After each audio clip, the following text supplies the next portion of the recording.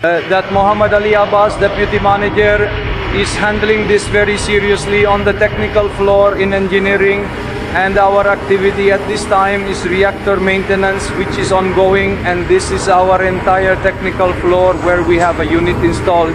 Here we have LED attached with us. If my colleague can show it right, so we have this LCD, look, all these devices we have, so it means what we monitor here, and besides this,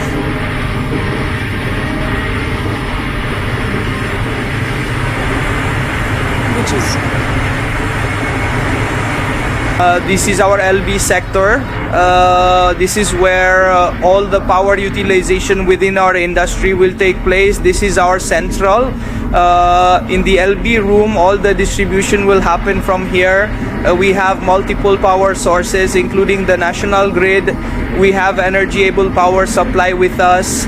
Apart from that, we have a self-power generation system, and the way we have managed its synchronization system is such that at the time United Dual means we have power sources, at such times they work there. We have the national grid and renewable supply. We also have energy, so we have all this technical floor. This is our problem here, as much as the ventilation we have here, its system. We have all the dryers installed here, compressors installed here, and all the monitoring systems, our BMS system, its command and control. We have a room where all the control systems of our BMS system are monitored, and after being monitored there, they are commanded from there.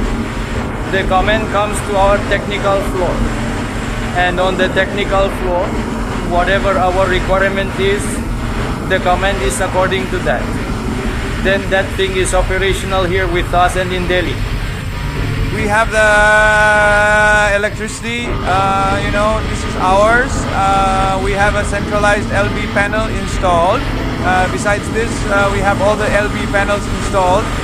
They are installed according to the aspect requirement of the units we have. As for any other questions, we will definitely share any updates with our Deputy Manager. I can see Muhammad Ali Abbas. Okay, thank you.